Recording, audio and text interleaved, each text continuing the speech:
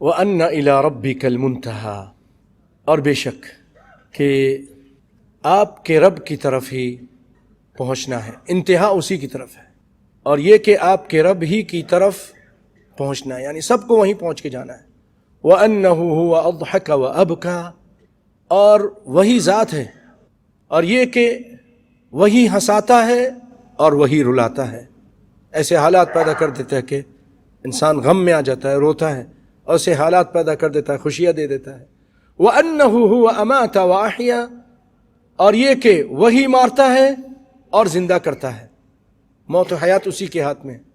وَأَنَّهُ خَلَقَ الزَّوْجَيْنِ الذَّكَرَ وَالْأُنثَىٰ، اور یہ کہ اسی نے جوڑے پیدا کیے ہیں، یعنی نر اور مادہ۔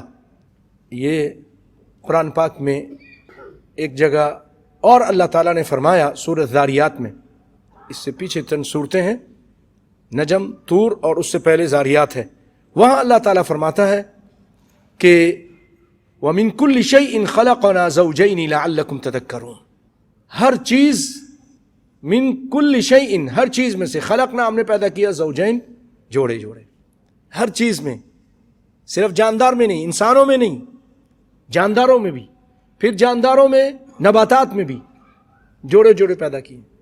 درخت ہے، یہ نر ہے، یہ مادہ ہے۔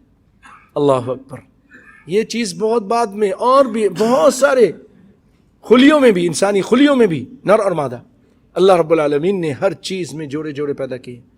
ایٹم ہے نا، اس میں بھی اس طرح کی مسئلہ ہے۔ اللہ اکبر، ایک نیگیٹو ہے تو پوزیٹو ہے، یہ اللہ تعالیٰ نے پیدا کیا ہر چیز کے اندر۔ یہ تو اب لوگوں کو پتہ چلا ہے، ہمارے قرآن نے 1400 سال پہلے بتا دیا۔ آگے چلتے ہیں۔ من نطفۃ اذا تمنا، کہ نطفے سے پیدا کیا، نطفے سے جب کہ وہ ٹپکایا جاتا ہے، تمنا ٹپکانا، ڈالنا۔ وَأَنَّ عَلَيْهِ النَّشْأَةَ الْأُخْرَىٰ، اور یہ کہ اسی پر ہے، اللہ ہی کے اوپر ہے دوبارہ پیدا کرنا، اسی کی ذمہ داری ہے۔ اللہ اکبر، ایک کافر آ گیا ایک بوسیدہ ہڈی لے کر، اور آپ صلی اللہ علیہ وسلم کے منہ پر لا کر ایسے اس کو مل کر، اس کو پیس کر اڑانے لگ گیا۔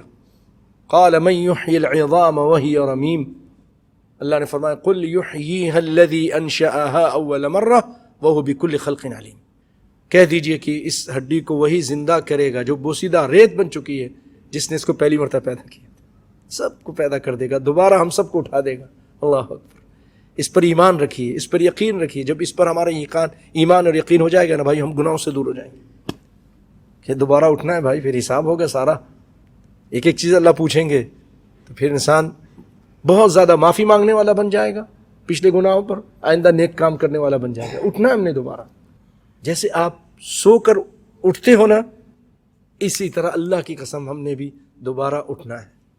آپ کو یقین ہے نا، جو لوگ سوتے ہیں، اگر اللہ نے موت نہیں لکھی ہے تو اس کو اٹھنا تو ہے نا، کوئی شک ہے اس میں؟ تو اس طرح بھائیو، ہمیں موت سے کے بعد بھی دوبارہ اٹھنا ہے، چاہے مچھلی کے پیٹ میں چلے جائیں، درندوں کے پاس چلے جائیں، اللہ نہ کرے کوئی اس کو آگ لگا دے، جیسے یہ لوگ کر رہے ہیں، مردے کو آگ لگا دیتے ہیں، کچھ بھی کر دے، ریت میں، ہواؤں میں اڑا دیں، لیکن اللہ تعالیٰ ان سب کو جمع کر کے دوبارہ ان کو پیدا کر دے گا۔ یہ اگر ایمان ہمارے اندر آ جائے، کفار اسی کا انکار کرتے تھے نا، کیسے دوبارہ کون زندہ کرے گا، یہی دنیا ہے، بس بات ختم۔ یہ انکار ہے، اس کا انکار کرنا کفر ہے، دوبارہ اٹھائے جانے کا انکار کرنا۔ والبعث بعد الموت، ان تؤمن باللہ وملائکتہ وکتبہ ورسلہ والیوم الآخر والقدر خیرہ وشرہ والبعث بعد الموت، موت کے بعد یہ 6 ارکان ہیں۔ تو ہمارے اندر پورا ایمان نہیں ہے اس چیز پر، اگر ہو تو ہم کیوں اس طرح کے غلط کام کریں؟ جب یہ یقین جس کے اندر پیدا ہو جاتا ہے نا، گناہوں سے دور ہو جاتا ہے۔